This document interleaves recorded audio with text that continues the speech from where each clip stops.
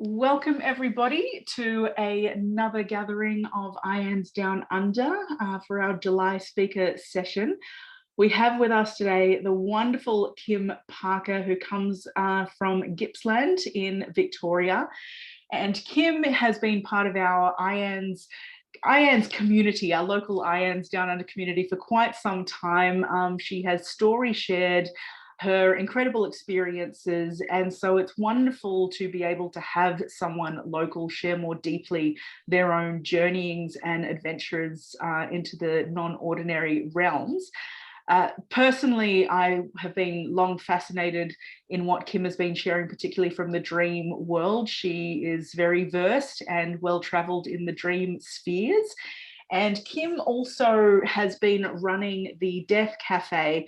If you're not familiar with what a Death Cafe is, go look it up. It's a wonderful global movement. And so Kim has been running hers in her community. A bit more about Kim: she's a shamanic practitioner, author and dream worker. She channels mystical poetry and uplifting spiritual experience messages. And Kim has just released her it's not the first book, is it? There's a trilogy coming out altogether. How many are we up to now? I've already published 2 books, but they're not available anymore. And this is the first book of a trilogy. So, yes. Beautiful. So Kim, I'm sure that's going to come up in the discussions today. The book is called What the Cat Saw, and we will find out what on earth that means. But essentially, Kim is here to share with us her journeying with the non-ordinary and beyond the ordinary. In our IANS community, we like to feature people who are not only near-death experiencers, but people who've also had things that we call near-death-like experiences. And if you're new to that term, a near-death-like experience it's not the classic I died or my body died or I had this physical death experience. It's an experience it has many of the classic features like the near-death experiences. So perhaps there were beings of light, there might have been an ending of the self in one way, or a review of things or a preview of things to come. So many similar features can occur, or a choice point: do I come back or not?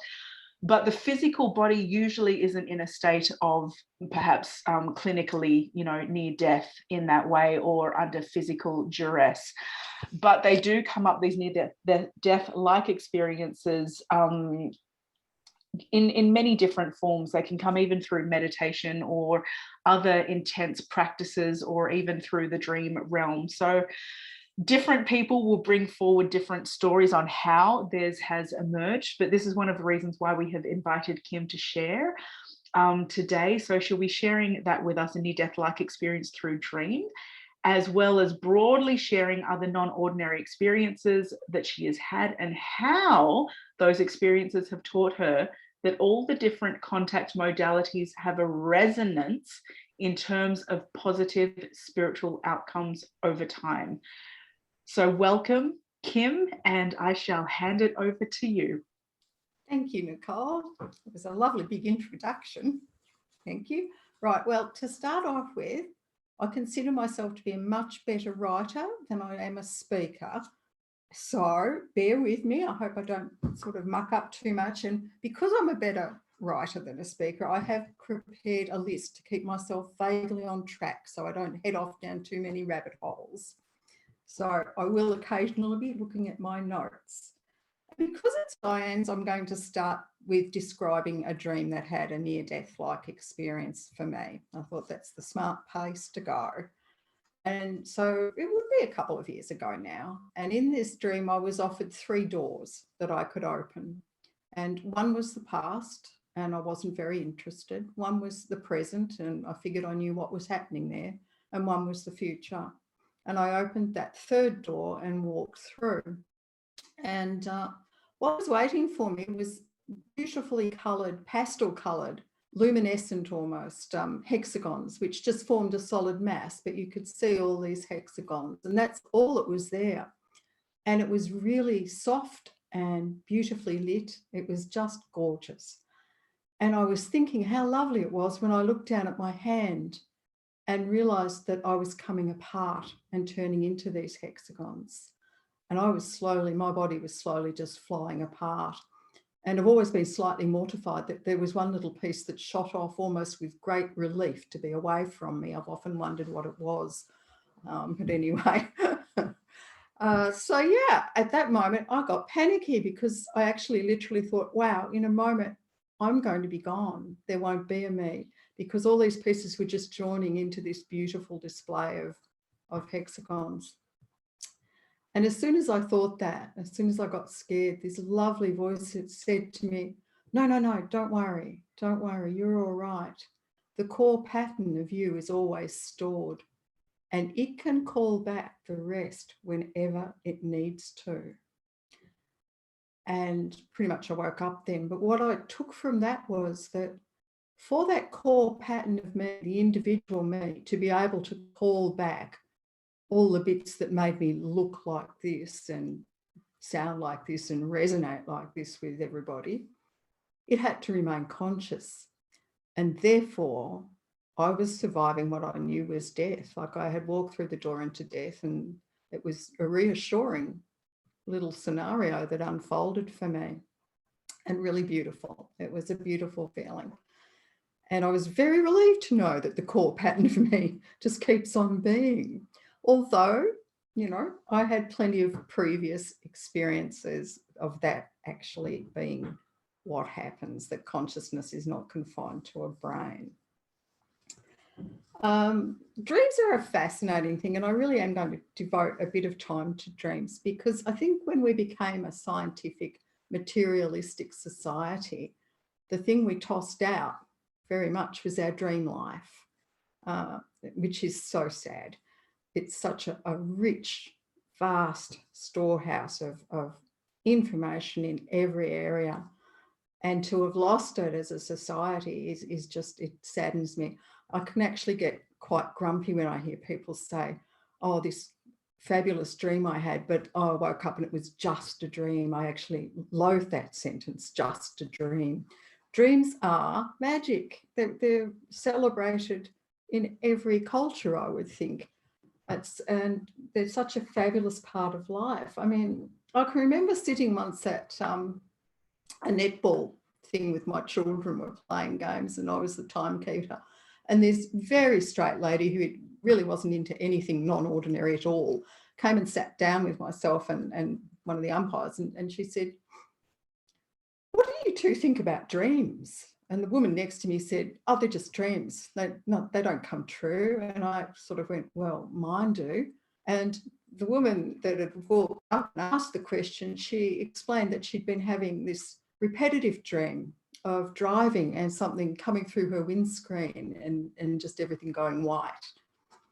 And then the week before this, she said she'd been driving down the highway and a truck ahead of her flicked a bolt up from the road, and it came straight through the windscreen, this bolt. Now, if it had hit her head, she really wouldn't have been there to be talking. But I think that the dream she'd been having had prepared her for that moment, and that she just flicked her head enough that it sailed past her head as it came through that windscreen. So dreams are forever looking out for you in one way or another. They just are. Now, I'm going to go into history here, right? Because so many people, countless people throughout history have received inspiration from dreams. They're creative space. That's what it is. It's Robert Moss calls, and he's a great dream shaman, he calls it juicy stuff. And it is, it's juicy. It drips and oozes with creativity, the dream world, right? So we've got writers. Jack Kerouac, actually, who composed a book entirely of his own dreams, once said, dreaming ties all mankind together. It is something we all have in common. It is an altered brain state, and that's where the non-ordinary occurs. Every single one of us dreams across the planet. Whether we remember it or not is irrelevant. We all do it. So for all of us, there is a great opportunity in the dream world, and it really rewards a bit of focus and attention. Yeah, as he said, Jack Kerouac said, all human beings are also dream beings. And we just are. It's a magnificent thing to know that we have that to tie us together as a species. All right, so authors, writers, Mary Shelley, Frankenstein, A Dream. We still read that book. Edgar Allan Poe, Stephen King listens to his dreams. Salem's Lot was from a dream. A Nightmare in His Childhood, I believe. Robert Louis Stevenson. Then you've got musicians. You know, I think everybody knows that Paul McCartney heard the riff for Yesterday in a dream and managed to get it down during the night. I didn't know myself until I started looking up things for this, that Keith Richards did the same thing for the Rolling Stones with I Can't Get No Satisfaction. Artists, okay, let's go to Dali with artists. I mean, Dali's, does everybody know Salvador Dali? I mean, I loved his stuff. Okay, Dali actually once said, one day it will have to be officially admitted that what we have christened reality is an even greater illusion than the world of dreams. This to me is true. Dreams offer a vast amount more than the surrounding world does. He actually called many of his works hand-painted dream photographs. And one of his most famous renderings was inspired by a dream where he saw the imagery of clocks melting. And I think probably most of you would have seen Dali's Persistence of Memory. If you haven't, I would look it up. It's a magnificent painting. And he played with the idea that our concept of time becomes arbitrary when we're in a dream state. And that's something we can have in common with a near-death experience, from what I've heard from many near-death people, is this concept of time just being really quite different. And it occurs in other non-ordinary states as well. Yeah, so, I mean, that particular painting, the Persistence of Memory, actually helped to introduce the public to surrealism in the 1930s and put Dali on the map as a game-changing artist, according to MoMA, and that's pretty true. So there's great creativity in the dream world. Poetry. Here I'm going to go to my own world, right? Because I ran a death cafe, COVID's sort of taking care of it at the moment, but never mind. Yeah, I did it with a friend, Death Cafe, and we've co-facilitated.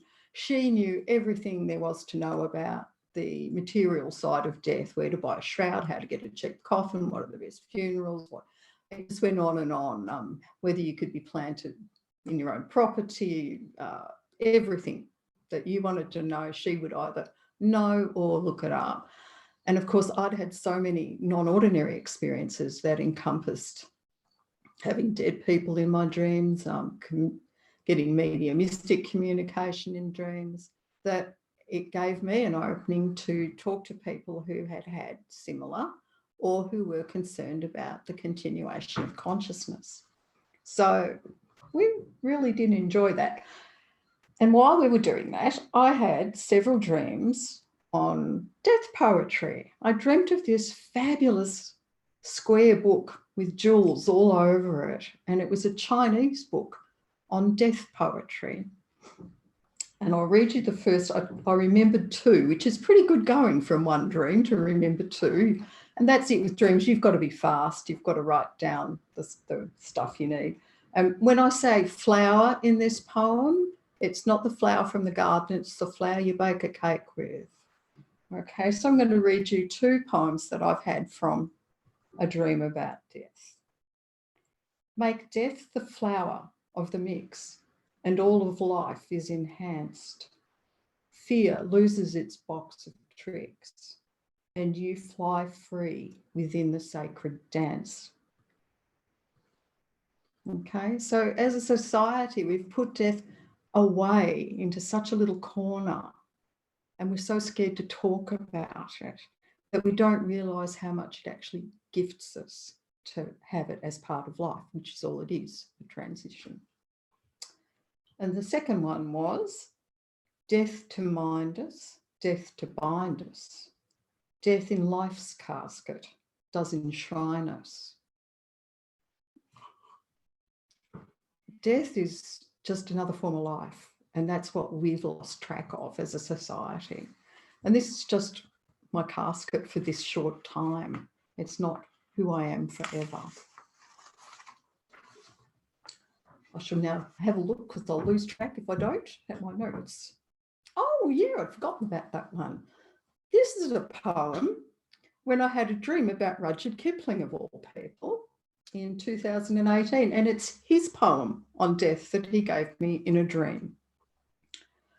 Wisdom is such that knows death comes not as any blow, yet another way to learn and grow, until revealed is what perfection sows, and we stand face to face with self and heaven's grace. It's really rather beautiful. I wish I could take the credit, but definitely not for me.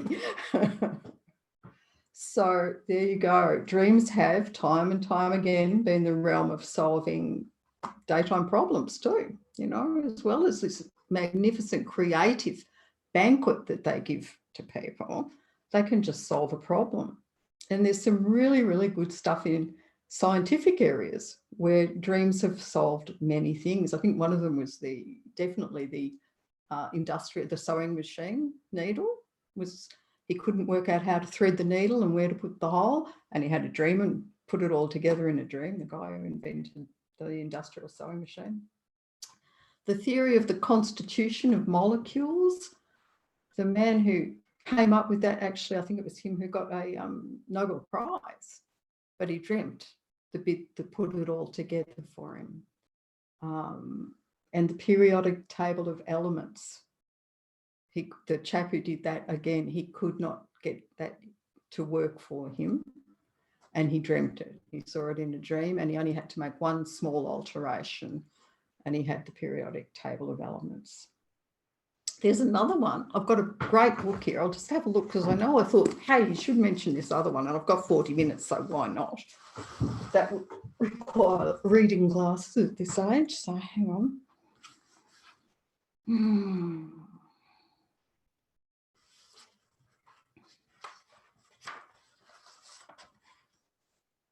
Oh, I know who it was. Do you know there was that wonderful film about the young Indian boy who was really, really good at mathematics? He died very young. Yeah. It was him. Now, he actually said, I've lost him, so I'll have to go from memory.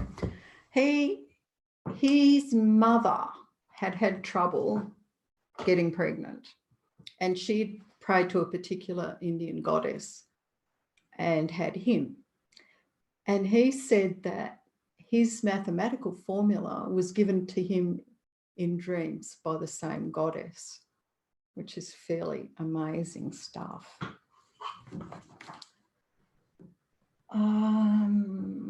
Okay. There are dreams that will help you find lost items or jog your memory. Now, I've got a great example of this in my latest book. And this is something that was lost, but I didn't know it was lost. It was a dead person who knew I hadn't found it. Okay, this is a fabulous story. I had a dream of my father last December. When he died, it was 17 years ago then, he had a very big esoteric library, and I had taken a few of his books that I thought might be interesting and had kept them for 17 years and never looked at them because I've always got something else I want to read. He had some great stuff, but I've just never got around to opening it. So last December, I had this dream of my father, which I might add, he was a narcissist. And in this dream, he also apologised to me for being rude and dismissive, which I thought was rather good after 17 years. He finally worked it out. But he also was going through his books in this dream and writing a new will. And I was getting, more in this will, apparently. And I said, why are you going through the books? And he said, to raise money, because he knew I was concerned about money at the time, I gather. And I said, that's not my books you're going to sell, is it? He said, no, these are my books. And I woke up from this dream and I thought, I've been meaning to go through his books for 17 years and make sure none of them are valuable, because my girls will just chuck them out. And I don't think that's a great plan. So maybe this is a real nudge to go through these books and just see what I've got there. And it took a while, but it kept coming into my mind, you really should go and look at those books. So I started, and it took me a couple of months because, being a reader, I'd get lost in each book as I opened it up to see, whether I thought it was valuable or not. I'd also get lost in the book. So it did take a while, and I'd virtually finished. And I hauled down this battered little copy of Swedenborg's minor works. Has everybody heard of Swedenborg? Yeah, there's a lot of nodding. If not, I'd look him up. He was an amazing mystic, and he was also a scientist, and we're going back a couple of hundred years here. So I had this little book and I opened it up and checked it out, and it was a 3rd edition. I thought, well, that's, not to worry about that one. But there was a signature there, and it was Alfred Deakin, 3rd of July, 77. And I thought, oh, Dad haunted bookstores, secondhand bookstores. Somebody signed it in 1977. And then I turned the page and it was it had been signed again, but neater. Alfred Deakin, 3rd of July, 1877. And I just had goosebumps from top to bottom. And I since have had it authenticated that is the signature of Alfred Deakin, the 2nd Prime Minister of Australia. So I had this little treasure sitting in my bookcase. It doesn't really matter how much it's worth. It's just a little treasure in itself to have a book like that one of our prime ministers had and valued. And it opened me up to Alfred Deakin, believe it or not, because he was really interested in spiritualism and mysticism. He credited Swedenborg with a lot of his own beliefs in life, and he was quite an interesting character when you get into it. But I would never have gone through those books if I hadn't have had that dream. And there was no way I'd ever opened it. So it wasn't that, some part of my subconscious knew I had a book from Alfred Deakin that Alfred Deakin had owned. But Dad knew. He said, go through the books. And I did. Okay. Oh, telepathy and shared dreams occur. I've sort of had that happen with friends and family a bit. I had one amazing dream with the very ex-husband of an old friend, a lifelong friend. And I hadn't seen or thought about him for years. She divorced him a long time ago. They had several children together. And all of a sudden I had this dream, and we were in a hospital and singing a rousing rendition of You're the Voice, Try and Understand It, in the hospital waiting room. And I woke up and I sort of thought, wow, that's odd. And this friend, we don't keep in close contact, but we do always touch base. Sometimes it might be months, but we have stayed in touch. And I thought, that's really strange. And I think I'll ring her just to make sure she's all right. And I did, and there was no answer. And I just left a message saying, that I was thinking of her and I hoped she was okay. And when I did finally get in touch with her, I think it was later that evening of that day, she said it was one of the worst days of her life, and that hearing my voice, which was what the song was, You're the Voice, hearing my voice on her phone's voicemail, pretty much saw her through a really, really rough patch. Again, I just listened to a dream and thought there's no harm in acting on that and acting on it now. Okay, so these for me are all positive outcomes of non-ordinary experiences in the dream world. What else have we got? Oh, dreams. Yeah, I mean, you could just go on for hours about dreams, and really that's what you should do, a heap of research about dreams if you don't now know some stuff. Disaster dreams, there's so many warning dreams that have been recorded throughout history. Heaps around the Titanic, for instance, people who dreamt about it you know, quite a while before, a week before, people who I think in a few cases didn't go on it because of things or feelings, dreams or feelings.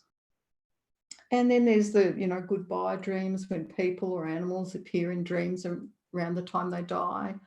You know, that again is extremely common, extremely common. There's dreaming the future. Oh yeah, my eldest daughter told me that decided to start a family, and that's a good dreaming the future. Yeah, and like she'd only just told me, and I had this fabulous dream, and my mother came to me in a dream with a little boy and said, I've got a baby for Anna. I went, oh wow, great, thanks. And I told her, and she had literally, they had just started trying, and she was pregnant 2 weeks after that. And I knew that we were, you know, that this would be a boy, and sure enough, along he came.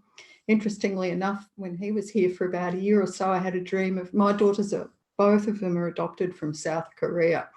And in the second dream, it was an elderly Korean couple came to me with a baby girl, and she was a handful. And I took one look and said, oh no, I can't handle that at the moment, because I mind my grandson a couple of days a week. And I was like, whoa, you know, a bit early for a granddaughter as well. So it's interesting that you have those offers sometimes in dreams too, and you actually can choose. Yeah.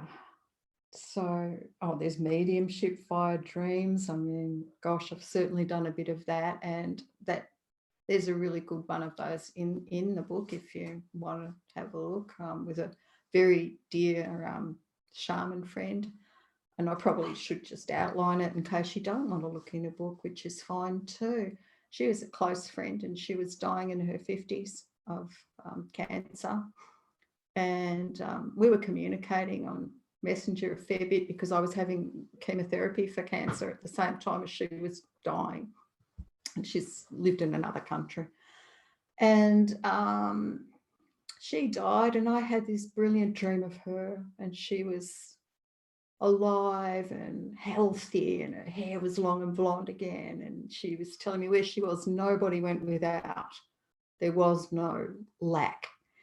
And in this dream, she had a black Labrador with her. And I knew in life she didn't have one. I'd known for a while, and her dogs were little, and it had a name starting with B, but I didn't quite catch it in the dream. And I asked somebody else whether they thought I should tell her family this dream about how wonderful she was looking and that she was really happy. And she said, yes, go on. And so I was writing to them about it, and I was just going to leave the dog out. And this is a really good reminder for anybody who's a medium. It's the little things that can convince people. And I was nagged. It was like, put the dog in. So I said, you know, there was this dog in there, and his name started with B, and it was black, and he was a lab, or a lab cross, but he looked like a lab. And anyway, I had this message from her very, very best friend that when they got the letter, she'd just seen the conversations that our dead friend and I had been having on Messenger. She'd been going through her Messenger and found this conversation. And she'd literally just been looking at that. And when her husband gave her this letter as well and said, could you read it to me? Because he didn't want to read it even, I don't think.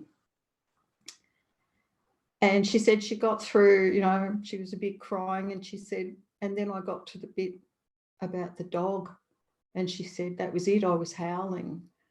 And that's when she told me that her dog, Bailey, a black Labrador, had died 2 months before, and that she kept a photo of each of them, our dead friend and her dead dog, on her altar. And so for her, this was fabulous proof that consciousness survives death, and that means animals too. So good old Bailey made it through and met up with her, and yeah, it was lovely.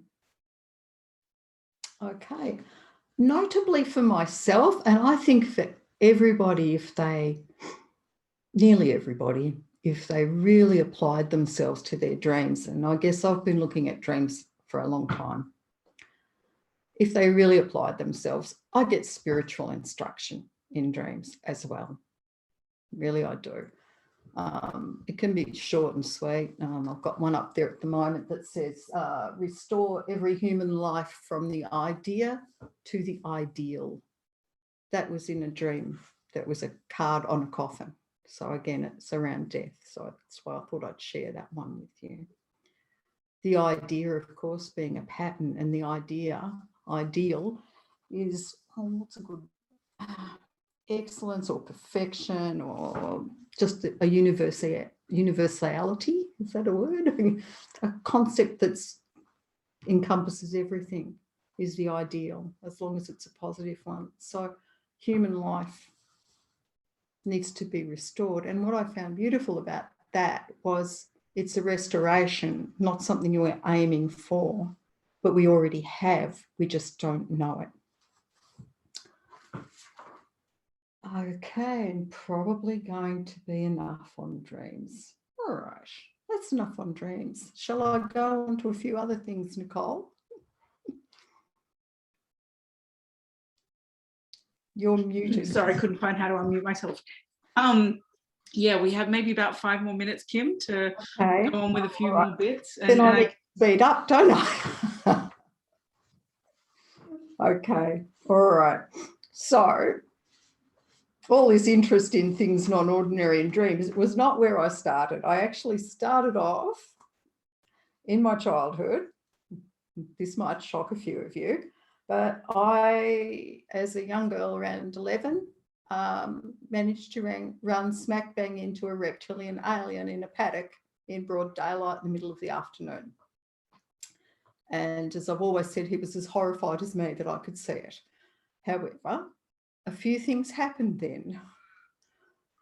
I was already clairaudient since my earliest memories, so I was a little bit different anyway, and maybe that's why I could see it.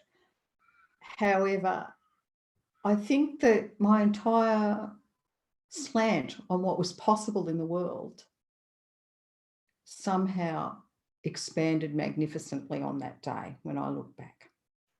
Because what I was looking at, there was no way I could have hallucinated it, because my mind literally could not find a comparison for certain aspects of it. It stopped my mind, time stopped, and it spoke directly into my mind telepathically. It didn't speak in single words, it just seemed to drop concepts, I guess would be the best way of putting it. And I cannot explain what it feels like when time stops, but you're aware that it has stopped. And from there, things really, sort of got interesting, I guess, and continued to get interesting. It created a snowball effect in my life. So I've had decades of accumulating non-ordinary experiences. Perhaps another lovely one was when I was in my 20s. It was my second attempt at meditating, because something weird had happened the first time. It continued to happen for a while, this sort of stuff. And the second time we were doing a guided meditation at a friend's place for healing the planet. It would have been the 1980s. And we were supposed to imagine ourselves, looking down on Earth and healing the whole planet. And I thought, well, this is just too big. I can't do it. And immediately I was out in space, and this man was standing beside me, and he turned around and smiled. And the love was just overwhelming. And it was what people talk about in a near-death experience, I imagine, when they encounter that bliss. It was just unbelievable. And we both turned around and looked at the planet and healed the planet, and it was fabulous. But it gave me that, again, when I hear near-death experiences talking about that, I know what they're talking about, but I didn't have it in a near-death experience. I had it in an out-of-body experience. Okay, so I ended up in shamanism. I don't know how. I went kicking and screaming. I really did. I always say I went kicking and screaming. I fought it like blazes. It wasn't my idea of what I wanted to be, and I love every minute of it now. So lucky spirit can be very good at nagging, is all I can say. So I was always, even as a kid, interested in wisdom. Okay, I understood that wisdom was just something I really was interested in. In the last year or so, I've realised that what is commonly called a reptilian alien, and which I assumed is what I was saying, was in fact more likely to be a mythological creature called a naga. Not so mythological, he was real. And he was there for a very long time, long enough, I might add.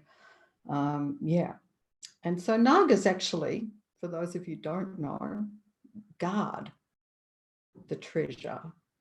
They're treasure guardians, and they guard wisdom as well. So I think that probably from that moment I was a bit interested in wisdom. And particularly, probably because there was a comedian named Norman Wisdom in England at that time, I became fascinated with the role that humour plays in wisdom too. And one of my favourite definitions of wisdom is knowledge is knowing that a tomato is a fruit, and wisdom's knowing not to put it in the fruit salad. It's about, so wisdom to me is about harnessing yourself to divine love and therefore knowing where to apply things, where to allow things to flow. Wisdom's just modern magic, old magic, permanent magic, human magic. All right, so yeah, look, I better start winding up. I was dumb enough a couple of years ago to ask my consociates, I call them, that's my new word for what I talk to, my non-embodied intelligences that I talk with. I asked them for blessings, prayers and wisdom sayings for every day of the year. Well, man, did that flood in, and it still does. I still get that regularly. So be careful what you ask for, is it? But it's lovely. And that will actually form the third book. I'm not writing any of the third book. It's already been written through me.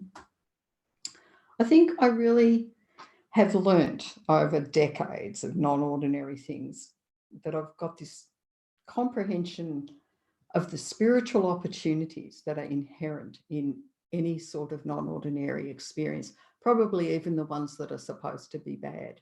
Eventually, you've got to have not so much courage as fortitude, emotional and spiritual fortitude to march through some things to find what you can harvest. And that's a big ask, because first you have to allow yourself to feel some of the negative stuff before you're going to harvest anything.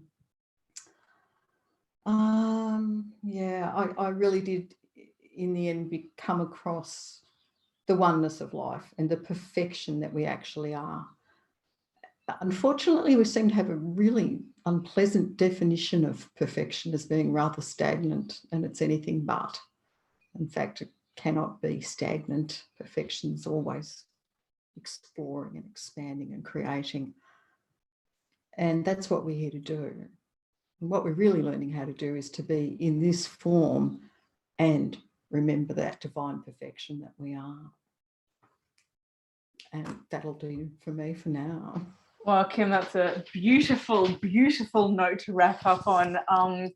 I want to say thank you so much for painting such a broad constellation of different types of non-ordinary experiences, and the key word that you really emphasize there being wisdom as a thread through all of that. And I think it's so lovely for our near-death experiencer community to be reminded that, of course, no one needs to have a near-death experience to tap into the wisdom that can come from these experiences throughout, which is great, because no one would wish a death nor a near-death experience upon anybody.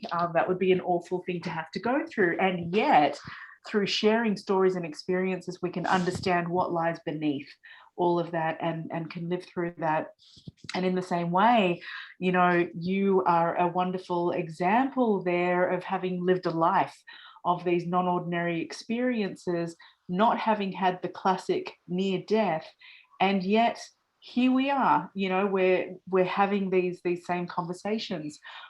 And you know, those people who have had the near-death or the near-death-like experiences as well, it's not that that's the only experience that one has. I mean, in some ways, that is the cracking of the nutshell to then all of these flow on others. You know, we get interested in things like dreams that you're talking about, and all of these different types of dreams and different beings that one can encounter, and it just keeps opening and opening and opening, right? So thank you, Kim, for that share, because it brings in so many different pieces, whether one comes from the thread of having had the near-death experience or the near-death-like or not, and yet we can all participate in the wisdom. Absolutely.